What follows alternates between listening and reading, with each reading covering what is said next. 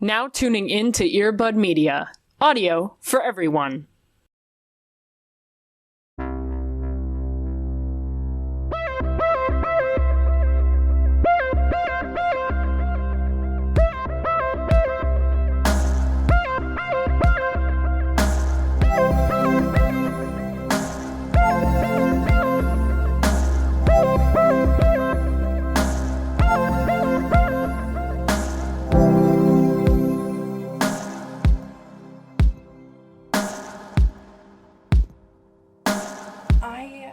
I'm so glad that this is the last episode that we're recording for the year. We made it.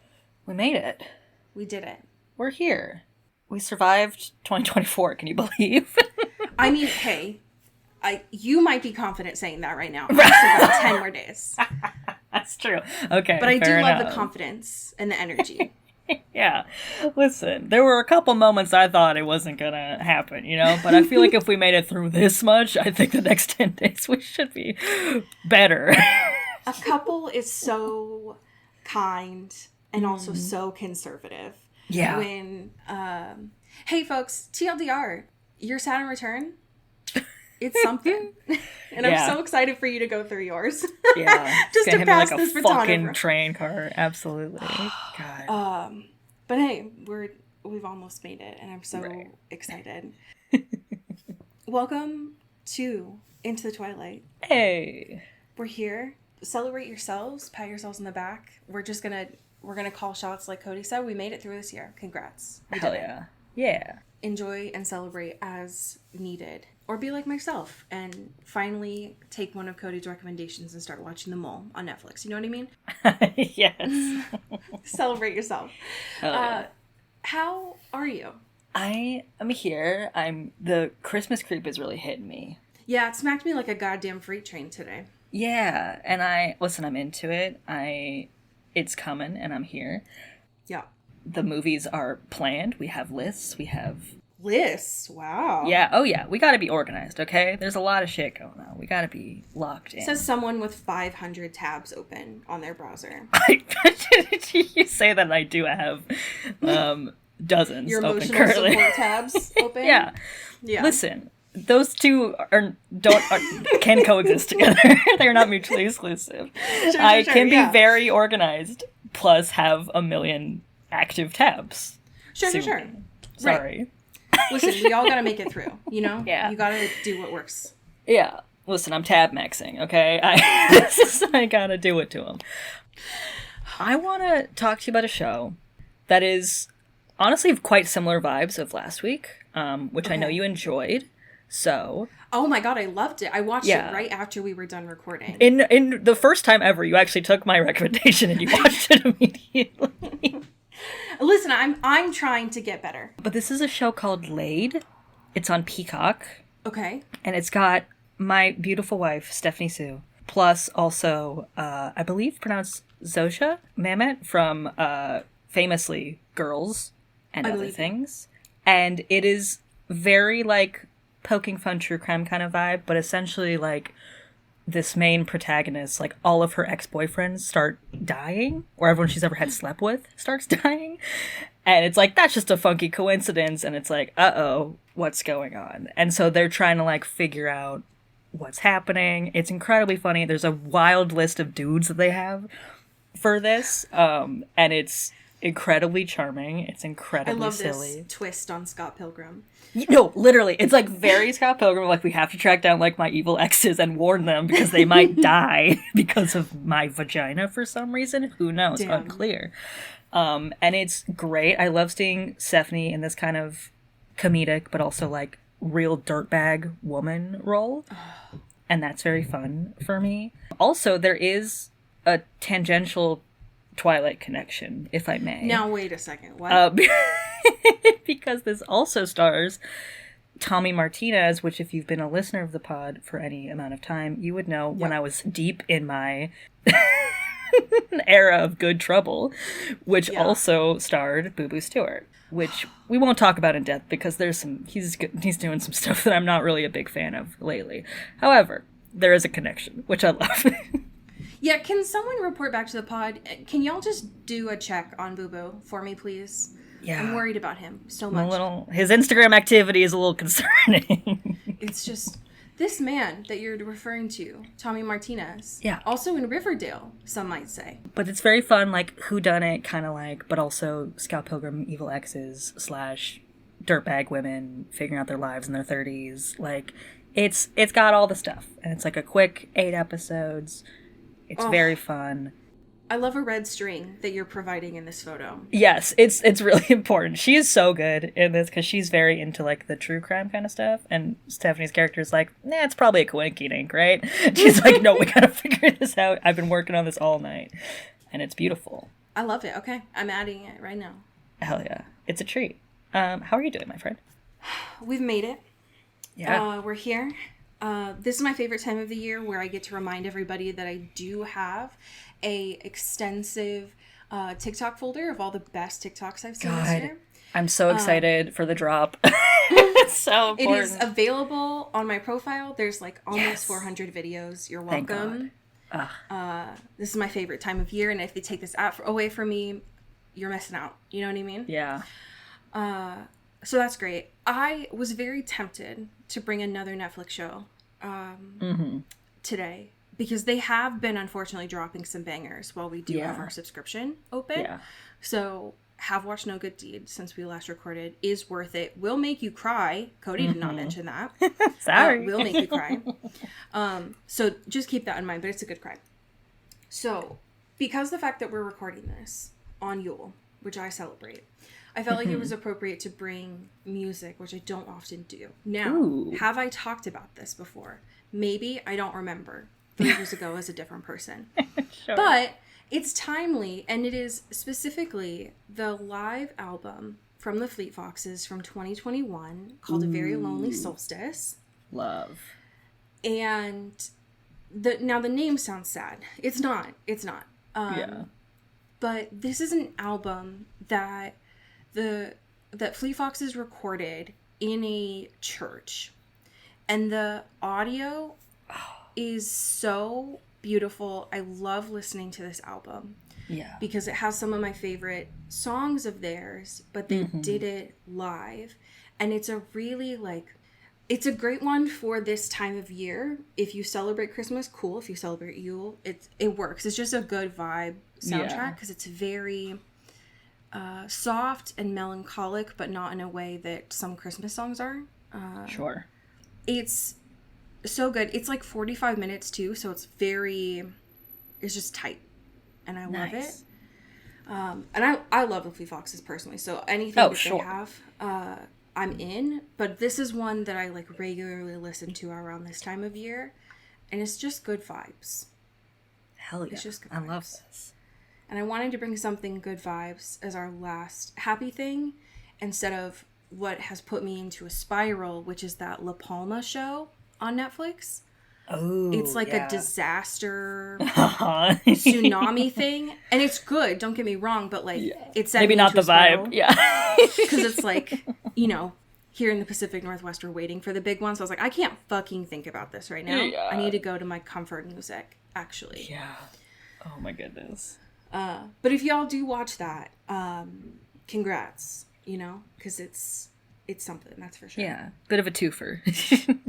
Yeah, you get disasters, you get lesbians, you get autistic representation. It's got everything that you need, Yeah, hell yeah. It's just got terrifyingly massive visual effects of tsunamis, which make me want to vomit, but that's okay. Yeah, that's fair. We have two happy things today, and I would love if you took us to Film Corner, because this photo of Robert is haunting my computer. Absolutely. Pew pew pew. It's Robert time, baby. Oh, yeah. Hell yeah. This is from Screen Rant. Thank you, Screen Rant. With the exclusive. Okay, don't get it twisted. Yeah, exclusive. Okay. Because we got one singular new JPEG. We got one frame from Mickey 17. That's new. And it is... And we're going to celebrate it because I need this movie desperately. Listen, yeah. I it's been years. It's been years at this point. We've been talking about this goddamn motion picture. Yeah. And I won't believe it's out until we go in our butts in our seats or on our screens in front of us. Because we've been fooled and bamboozled many times before. Exactly. And so I'll take any scrap. I'll take any morsel, okay? Yep. I need it. I'll take this toxic ex breadcrumbing me. I need it, actually. Right. And so this is just a photo of Robert meeting his other self, his other clone. Yes. And that's kind of it. They're just doing a little Mexican standoff right here. And that's what's happening. They're looking at each other real confused. Because they're like, why are there two of me? And that's fair. Honestly. Yeah, that's reasonable. It's a reasonable reaction. I'm so excited. I can't believe that we still have to wait like 4 months for this. Yeah. But I'll take the treats while we got them, you know? Yeah, absolutely. Hell yeah. It's gonna happen, maybe. Sometimes. Yep. It's on my vision board, so that means it does actually have to come out this year of 2025. They can't push it anymore because I'll be mad. Yeah. I would like to talk about a movie that is actually will almost be out when this episode comes out. Sure. Yes. Which is the very highly anticipated Nosferatu. Mm-hmm. The promo has been everywhere. They're doing the press junkets. Mm-hmm. And y'all know, hey, if you're a longtime listener of this, you know I fuck with Nosferatu. Oh, yeah. You know that. He famously can get it. This is a very pro Nosferatu space. Yeah. The promo that I saw specifically was of the cast doing if you're Team Nosferatu or Team Edward. Which seems like an unfair matchup, right? Like that. I agree. Especially at the press junket or the red carpet, one can say, for Nosferatu. It's like, yeah, dog. That's a little unfair. They're going to have to choose their guy. Yeah. They're going to have to. And that's okay. I have started to see non-spoilery reviews about this because the veil of secrecy has been lifted. Mm-hmm. I'm so excited. Yeah. For this movie. Yeah. It's been a while since we talked about it, but I keep forgetting when I see promos for it that it is in fact a Robert Eggers, which means it's going to be sick and twisted and nasty, which I'm looking forward to. Mm-hmm. But whenever I do get to see it, we'll obviously talk about it here. However, I'm very excited for this cast. Yeah. Especially because Lily is the only celebrity that I know of that I have 6 of the same placements as her. Whoa. There's no other, so like when I've done that before of like, who celebrity has a chart most likely? Yeah. 6. That's fucked up. That is bananas. That's so funny. I saw people recently, because like I'm very excited for this, and like I've seen very like divisive opinions on it, which is very good to me because I'm like, oh shit, do people love it? Do people hate it? Will I be somewhere in the middle? I don't know. Exciting. You can't just watch Robert Eggers and be like, it was fine, right? Like you gotta be on one side or the other for sure. Exactly. But like I saw people tweeting when like one of the more recent trailers had come out of being like accusing Lily Rose Depp of having iPhone face, and I'm like, you've never been more objectively incorrect in your life. What are you talking about? That is a face that is built for period pieces. Are you kidding? Mm-hmm. Like, not to do, like, phrenology on people, but, like, are you for, like, seriously? What? She does not look like she has seen an iPhone. No, this is not Dakota Johnson, okay? This is a different kind of actress, all right? No, the casting of this is unparalleled. Yeah. They did a really good job casting this. I've seen some hubbub of people being like, hey, did you know that Harry Styles and Anya Taylor-Joy were supposed to be in this? And I was like, First of all, whoa. Can you imagine? Second of all, it's fun. The cast is great. And I'm very excited to see Willem in another Robert Eggers piece. Yeah. Just getting... all the things I've seen of his bone structure are just so good. Oh, absolutely. And, like, yeah, I think when we first talked about this, that it was when at least we knew Anya Taylor-Joy was involved. I don't think we knew about Harry Styles yet. Yeah. And that was so long ago, because this is, again, is another movie where, like, is this ever coming out? Is this a figment of our imagination? Did Robert Eggers just make this up into our minds?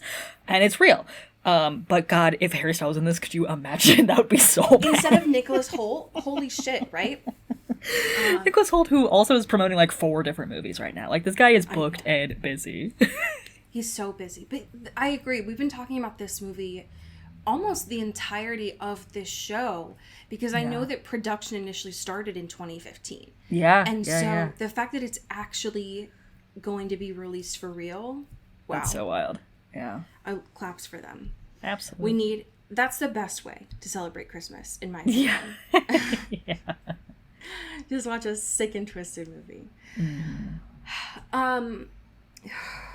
So this episode. Hooey. So Heart of Darkness is the episode that we're talking about today, episode 19. How did this do you? Dude, this episode is so fucked, but in like a beautiful, delicious way. You know what I mean? Because I feel like last episode, and even maybe the episode before, we were kind of like, where's this going? Right? 100%. We were a little unclear of kind of like the logistics of what was going to happen. And this really like sealed in a lot of stuff. I'm so locked in. I've never been more locked in. Yeah, like a whole 180. Like, I am so... there's so many things. Like, first of all, we get Jeremy. That's important. My son. Big celebration. My beautiful boy. He's back. And he's very... I love the way that they're, like, interacting in this, because, like, basically, like, Elena and Damon are kind of going on... Again, all these, like, little road trips they do together always end up in some sort of romantic entanglement, right? I'm so done with them. It's like, y'all are not slick. I know what you're doing. Like, I know what you're doing. And so they're like, hey, bud, haven't seen you in a while. How's it going, Jeremy? And he's like, you want me to do stuff for you and like talk to dead people? Actually, I'm like hang out with my super cool friend and like playing baseball. So like fuck off, and like maybe I'll call you when I'm free and have a minute. It's like, okay, Jeremy. The most teenager he's been in a really long time. Yeah, I was like, okay, Diva, like sure, absolutely, like fair enough. They did compel you to move real far away. So I get that for sure. But also he can't catch a fucking break because he can't have a friend that's not just someone else using him for something else. Like, it's not even a friend. It's just Cole. Like, God. I know that it would have been a bigger part of their budget, so I understand why they didn't do it. I really wanted to see Jeremy's dog. Yeah. Y'all talk about it, you bring it up, and then you don't show me Jeremy's dog. Yeah. Why would you withhold that from me? First of all, rude, right? Second of all, if we find out that dog is also a supernatural creature, that's going to make Jeremy just quit in general. Yeah, absolutely. Because the fact that he does not have just like a human that he can also talk to is unfair for him. Yeah.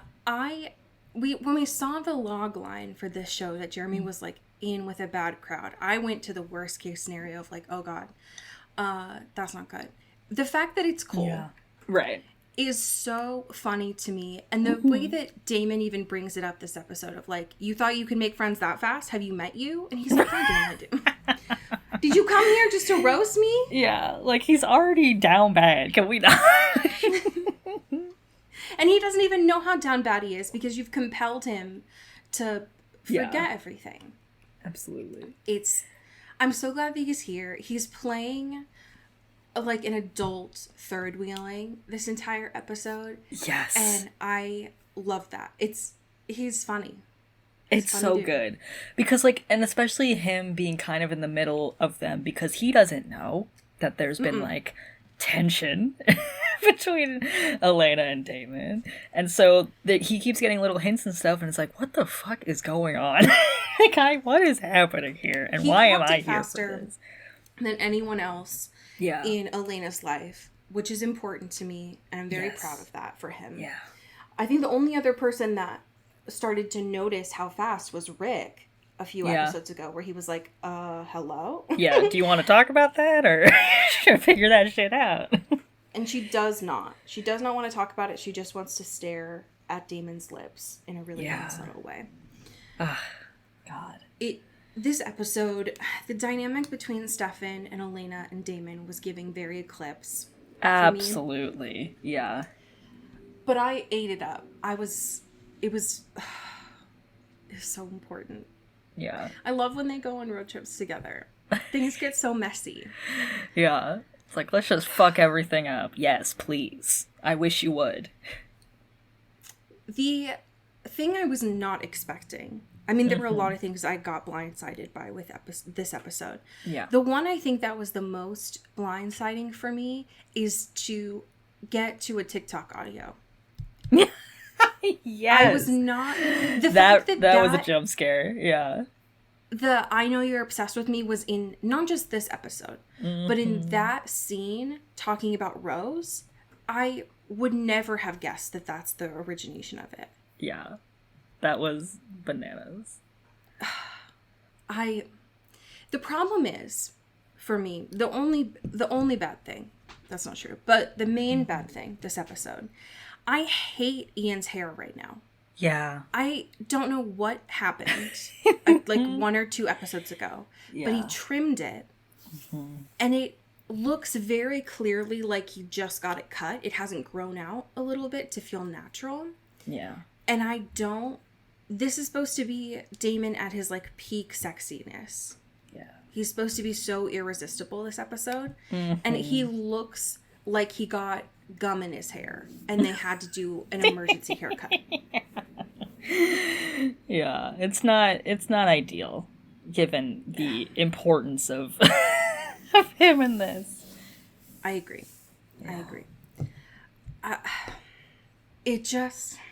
This episode was really hot. And that's not what I was expecting out of this episode. I thought we were just going to get more focus on Jeremy, and we did. He's very useful this episode. Sure. Yes.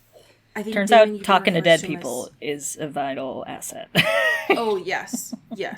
He's definitely a final 2 for that power alone. Yeah. Damon calls him Whoopi this episode, and that is so good. The way he negs him this entire episode is so beautiful, because even when they first pull up to see him and he's doing like, batting practice, I guess, or whatever, and he's like, next time I compel him, I'm gonna make him better at baseball because this sucks to watch. And here's the thing, Damon's not wrong. He's not wrong. Stance in that was real bad. As someone who played softball most of my life, so I don't disagree. But Damon is on one this episode. He's just like, it's been a while since I've just had a punching bag, and that's what Jeremy is to me. Right. Like, can y'all just let me be a little bitch for a minute? God, it's been so long. I've been so good lately. I just want to talk shit. He starts the episode talking shit with Stefan. He continues it with Jeremy, and he just can't let it go. The thing that I found the most unrealistic about Damon this episode is that he didn't understand Elena's whole thing, like why they're driving together. Yes. Yeah. Because Rick clocked it immediately. And Damon's over here. Should I be surprised? Because Damon's never self-aware. He's just always like, I'm going to turn my powers off and I'm just going to vibe. Yeah. But it's like, hey, bud, you noticed this the second day, the third day, however long it took you to drive from Virginia to Denver. Yeah. Also, why did we drive? Yeah. What? That feels so much. These people are always really set on driving places. Yeah. As if airplanes don't exist in this world, and I have questions. They're making a very strong vampires can't go on planes thing, and I need to understand why. Yeah. It's like, you're telling me you don't have IDs that can get you on a plane? That doesn't make sense. You guys have deeds to houses. What are you talking about? Literally. Well, and you're telling me that Damon, of all people, doesn't like an airport lounge? Fuck off. Yeah, that's not come true. on. Absolutely. You know that he lives for that. That's probably the best place that he picked up people. Oh, sure. For a while. So I disagree wholeheartedly. I would love to know your thoughts on Rose this episode. Rose, first of all, coming in pretty hot, right? Oh, just jump, right off the bat. Jumping right out the gun. And poor Jeremy, right? Because he's like, I'm doing this fucking thing. I'm talking to dead people again. Ugh, this sucks. Like, whatever. But I will do this for my sister. I could be playing Farmville right now. Yeah. It's 2012. Right. I gotta be playing Farmville on Facebook right now, okay? Yeah, or Angry Birds, or right. whatever was in 2012. Yeah, and so he's like, hey, can you just talk through me and I'll tell them what you're saying? And she's like, great, cool. Can you tell Damon he's still dripping with sex? And he's like, I'm not gonna say that, actually. I'll say that you miss him, okay? And then she's like, okay, cool. Can you also tell him that I'm rooting for him and Elena? And he's like, I will not say that out loud. How about I say you miss both of them, or you're happy to see them. The eyebrow work of Jeremy in that scene. Yes. Like he's never heard the word sex before. No. Like you can see the puzzle pieces slowly moving in his brain, being like, what is going on here? Which is hilarious. Because he's been out of the game, he's been out of the lore, he needs to figure that out. Yeah. But I like her as a sort of conduit for, because all the people in Jeremy's head have not been historically good. True. Nor do I think that she is inherently good, but it seems like he's kind of been alone in his brain for a while. Yeah. And having someone just be like, hey man, we can talk this out. I'm going to give you all the hot goss. Yeah, I'll give you the tea, and also, like, what you miss. Here's what you missed. Also, Stefan's a loser and it's always going to be good for him. But Damon, he could be either the best or the worst thing ever. And, like, she has to figure that out for herself. Anyway, bye, poof. Like, and I know it's Jeremy, so he has to judge, right? But it is very funny. From where we last left off, not exactly, but for the most part, right? The last thing that we saw of Elena and Jeremy before this was Elena judging Jeremy heavily for making out with Anna while he was still dating Bonnie. Yep. And so for Jeremy to come out of the motel and seeing her do the exact same thing and be like, interesting, Elena. Not so easy, is it? Huh? Not so easy to not kiss vampires, huh? Interesting. Like, the actual look of disgust on his face is so funny. Because he's like, I'm not mad, I'm disappointed. Like, it's for just real. Like, it's like seeping through him. And, Elena and Damon are making out. Like, they're going hard a little bit, which is great to see. And then Damon's immediately like, oh yeah, you got information? Let's go this place. We were actually just talking really quietly about really that. Quietly and closely, and like, so our lips, we're talking into each other through our lips. Right. Because that's like the most secure way to pass on information, obviously. Yep. Obviously. So this scene made me want to lift up a car. I had so much adrenaline. I could have thrown a van. Elena, it channels her Bella Swan at first with just watching Damon. And this is why this guy pisses me off. Because what do you mean your spidey senses are so turned off right now that you, one, can't notice someone else watching you? Which is just you don't have to be a vampire for that. That's just a thing. But you also have them turned off so much that you can't tell Elena's heart is beating out of her fucking chest right now. Yeah. Like, we can hear it together. Exactly. Miles away. And then she goes in first. Hello? With him holding her hand first, and then her being like, I need to go run around the block. I need to get some air. And he's like, well, what if I follow you? Mm-hmm. Seeing her finally give into it and just kiss him here. I was hooting and hollering, fist pumping in the air as it was happening. And for them to have the audacity to play Florence and the Machine while they are making out, specifically when Damon like goes in and starts kissing her neck, and then So they're playing specifically Never Let Me Go, if y'all didn't watch this. But for the line, for a sinner like me, when they have it shot up close to Damon kissing her neck, goodbye. I'm done. Get out of town. You're making the fan vids for us at this point. Yeah. Oh my goodness. I'm glad that well, I don't know that I'm glad, because I agree with Rose that, like, they're not going to do well together, obviously. Yeah, but sure. Yeah. for her to finally give into it and be like, I just need to figure this out. I need to just try it. It's going to haunt me if I don't know. I'm proud of her for that. Yeah, that's huge. That's brave. That's growth. Yeah. So good job, Elena, because it looked like it was worth it to me. Yeah. And I love too, like, this is a little bit further down, but, like, Damon kind of calls her out. Oh, 100%. In a beautiful way, right? Because you're right in that she needs to lean into it because it's going to eat her alive if she doesn't, like, know for sure. But she keeps living in the, like, not fully in one way or the other space. Mm-hmm. And Damon's like, hey, I feel like, first of all, what is this? Second of all, I feel like you are just expecting me and waiting for me to fuck this up so I can make the decision for you. And bestie, that's not how this is going to work. Like, you got to put on your big girl pants and make a choice if you want to do this. Otherwise, sorry. Like, I'm not going to be your conduit for, you know, bad things are going to happen and it's going to be my fault. Absolutely not.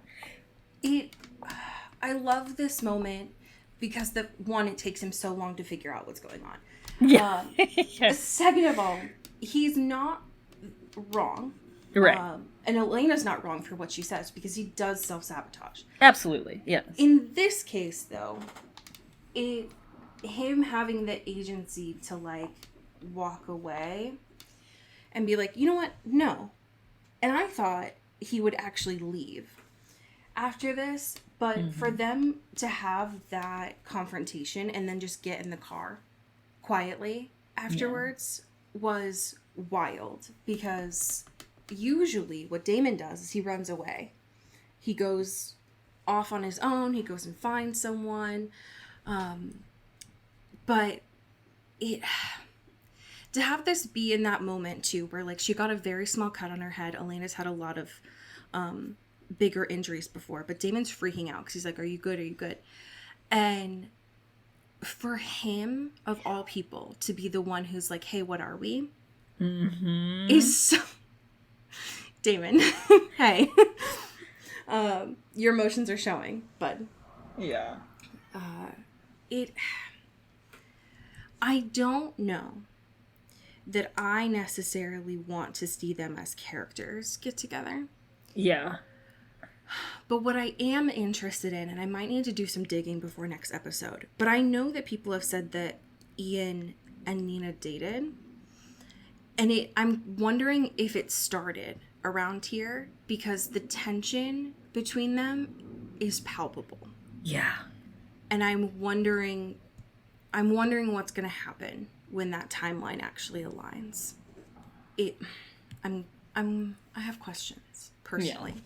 Like, it's one of those things where it's like, it's kind of the best when it can never fully work, right? Mm-hmm. Of, like, it's always, like, not the right time, or someone's not ready, or someone's not into it as much as the other, and they're always, like, two ships passing in the night, or whatever. Yes. And so, like, in the event that they both kind of agree or come to a consensus on something, is it, like, do we lose the magic? Do we lose the tension? Do we lose, and I think they might.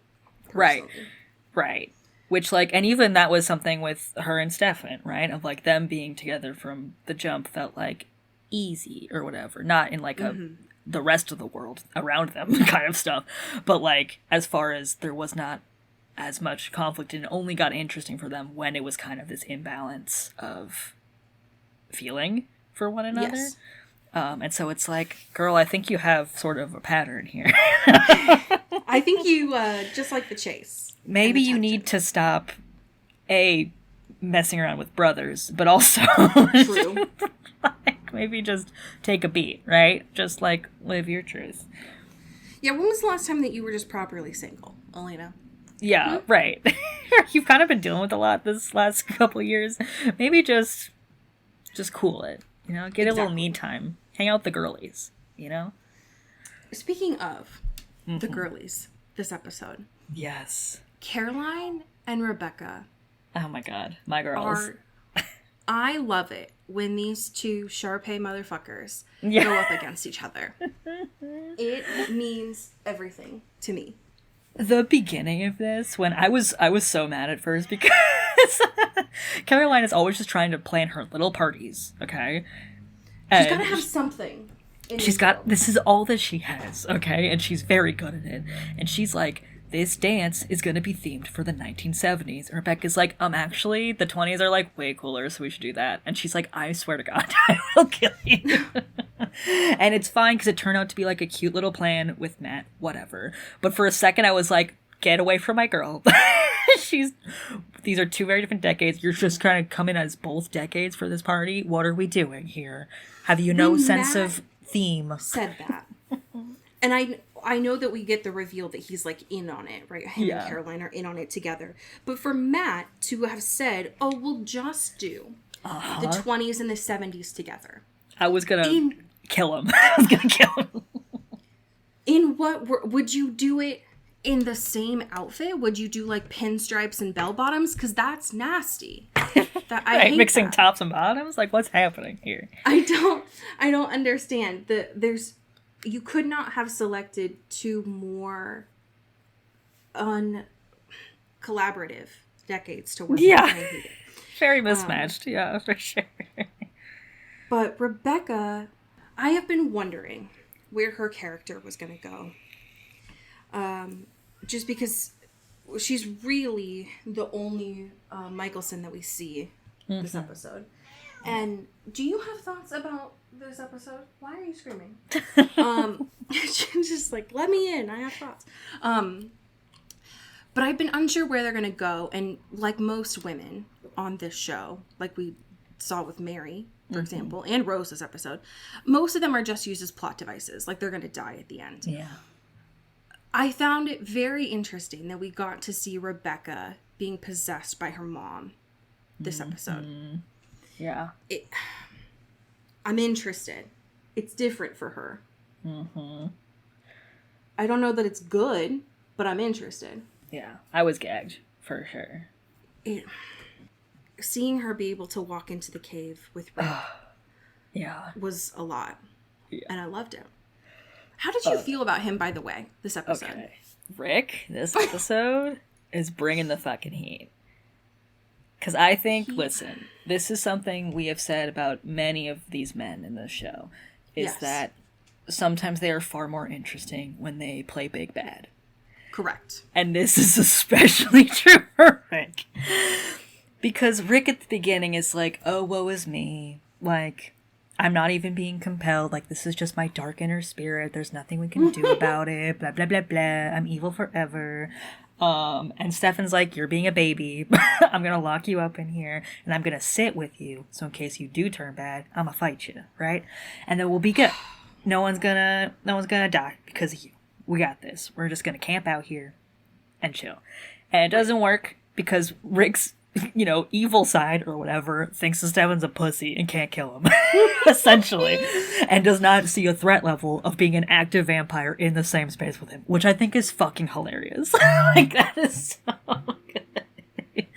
I love his alter ego. It's so good. And so he's like, Rick, in his Rick form, is like, hey man, the guy downstairs does not think you're scary. I think you gotta, like, at least pretend that you could kill me. And be more like the Ripper, right? Like, just, like, kind of have that, lock that in, right? And he's like, I don't want to because I can't control it. Yeah, whatever. But then he does, and Rick's like, okay, bet. And then evil Rick, that slow turn of his head, God.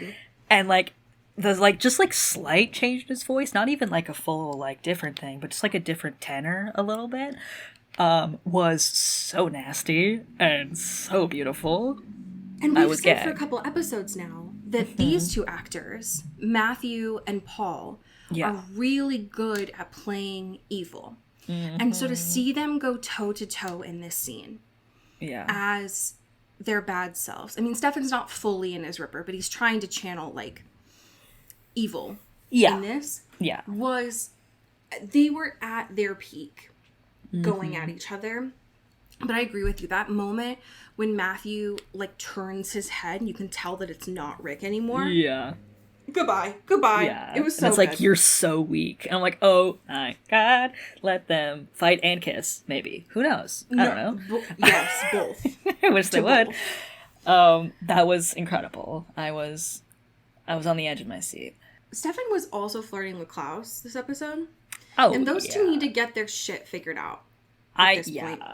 Like, listen, the will they won't they of it all is truly driving me insane. Because, like, he comes out and he's like, all right, I got the location. It's in the cave. And then, you know, Klaus is in there, little arms crossed, and Rebecca's there. But Klaus is like, well, that wasn't so hard, was it? And Stefan's like, you know what, bitch? I can control my shit now. So that means I'm good, and I don't need you fucking anymore, and you don't control Stefan starts me. singing Brave. Yeah, he's a full spotlight. He's waiting in the wings. And he's like, so you know what? It felt very hero's journey of him. Yes. That I totally thought he was going to, like, bust out into song. Absolutely. And he's like, if you're not here to stake me, then how about you get the hell out of my house? And it's like, oh my God, okay. Do you want him to, though? Like, okay. And the answer is no, Stefan. Yeah. Let's just be honest with ourselves for a second. Yeah. Come on now. Because the amount of times that Klaus has come into their house, knowing full well that he's an original, he can absolutely rip them to shreds, but doesn't. And Stefan calls him on this. Yeah. In their conversation, he's like, listen, you've had so many opportunities to kill me and you haven't done it. Mm-hmm. Klaus having the audacity to respond and be like, well, I just miss my best friend. I'm hoping that my best boy comes back. My boy. Sir, it's just kiss, please. It's all I want from you two is just to smooch a little bit. Speaking of other smooches, fucking Tyler's back. And we don't know where he's been. Like, back from where? I know they needed him to sort of move the Caroline Klaus thing along. Yeah. But the way he enters this with basically no questioning and falling back into the place is very bizarre to me. Like, it feels out of nowhere. I agree. Because, like, he comes back and Caroline's like, oh my God, bestie, baby, I missed you. And they kiss. And they're like, oh my God, we're back. And it's like, that's it. You have no questions? You have no... Like, you are not concerned about anything? You're still fucking with this guy? If he's been telling you where he's at, can you let the audience know, please? Yeah, like... Because I have questions. Hello? Like, seemingly, you've all been in communication and been on good terms. We have not seen that. We don't know what the fuck is going on between you guys. Exactly. But it seems like you're all happy-go-lucky. Show it to me, Rachel. I'd like to see it. Hello? Like, what? Yeah, before you start having sex in this underground prison for the Lockwoods, can you just, Tyler, give me a quick update? Where have you been? Just a little recap. Tour colleges? Like, what did you do? Right. Like, just a little. I don't need that much. Just something. Just a time and place. You know, anything. I enjoyed him when he was calling out how creepy Klaus was for that drawing.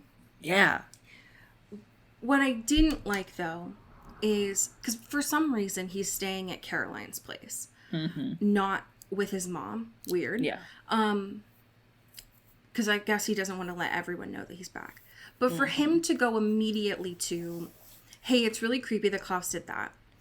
Right. And not just sit in that, but instead move to, now I'm really jealous because what have you been doing while I've been gone?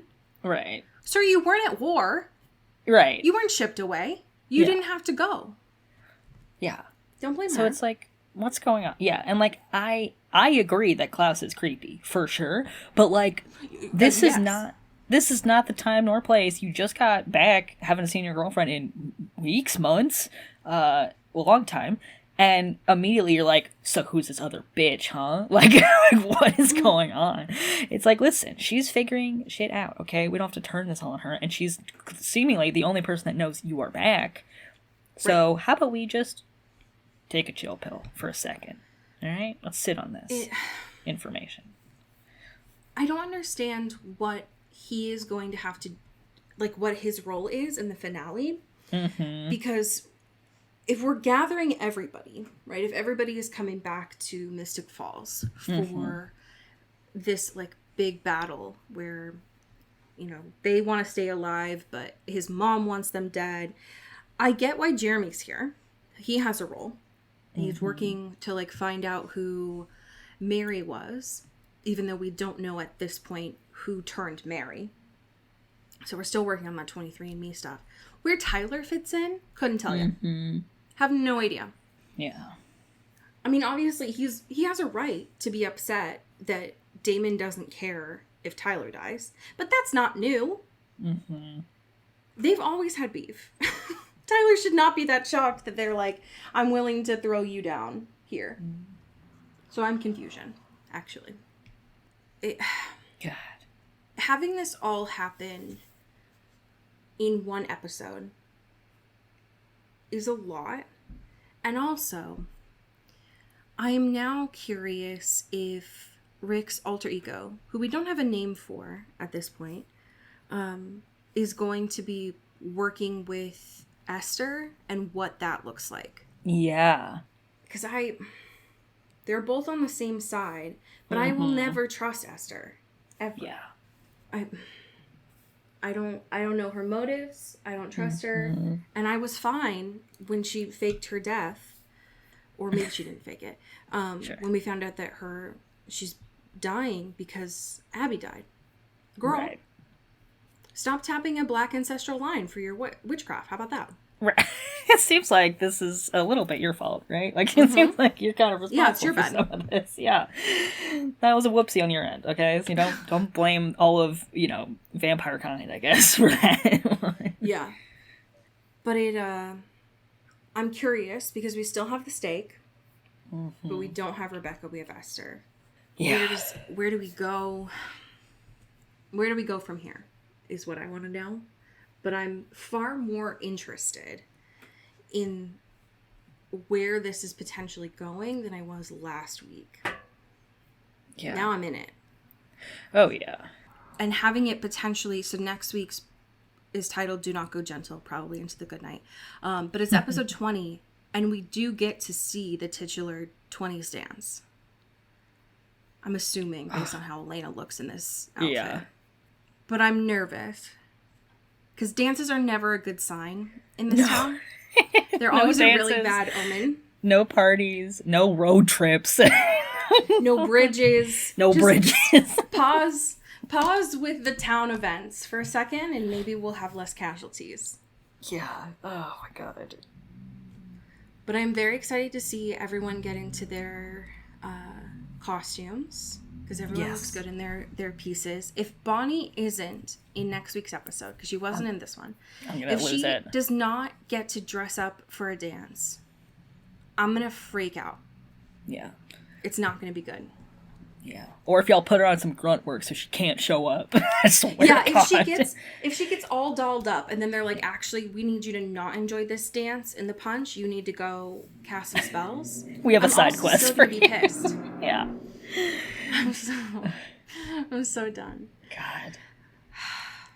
I'm very excited though.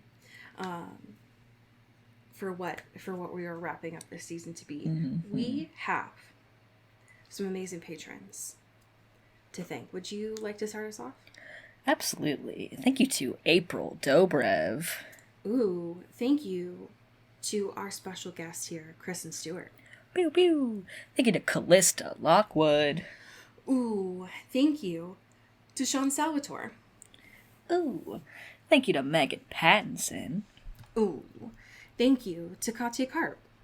Ow. Thank you to Genevieve Morgan. Ooh, thank you to Danielle Burke. Ow. Thank you to Janae Bennett. Ooh, thank you to Sophia Salinger. Ooh. Thank you to Dan Zeklos. Bow, bow, bow. Thank you to Emily Ozera. Ow. And last but certainly not least, thank you to Jaylene Ivashkov. Ooh. So, I found a fanfiction for you. This is by the author That Green Lady 23. Love. It is titled Kiss me like you want to be loved. One of the tags in this is my first AO3 post. So, congrats. But the summary is, Damon Salvatore and Elena Gilbert's kisses, a descriptive summary. And this is just a little drabble for you. The first time they kiss, it's fake. He stands on the porch and lays his feelings bare for scrutiny, and it's not even her. The second time they kiss, it's an attack. An emotional roller coaster that he doesn't know how to stop. He pushes, she pulls. He takes, and she won't give. He wants to be chosen, and is instead denied again by the same torturously beautiful face. The third time they kiss, he's dying, and she wants to live. The fourth time they kiss, both of them. He initiates it, but this time when he pulls, she pushes. When he gives, she takes, and then gives right back. It is finally their kiss. The fifth time they kiss, it's her. A wild ball of energy on that same roller coaster he once rode, and she just needs. Him, her, all of them together desperately in that moment because she doesn't understand this feeling or the emotions behind it, and she just needs. End scene. Damn. And you know what? You know what, that green lady? You're right. Because that is very much Elena this episode, is being like, I'm not going to give to people. I need this right now. I need it. And it's going to be painful however this operates, but I am down for the ride. Friends, you've made it. Congrats.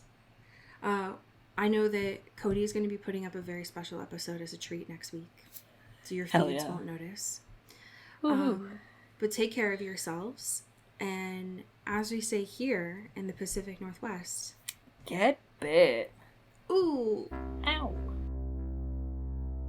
Into the Twilight is an Earbud Media production. You can follow us on Twitter at Into the Twilight or on TikTok at Into the Twilight Show. You can find me at Cody Corral on Twitter and Allie at Alexandria Does. And you can support us on Patreon at patreon.com/Into the Twilight. We have merch, so much stuff. All those links are in the episode description. And make sure to rate and review us on your favorite podcast hosting platform. It really helps the show. Thanks. Bye.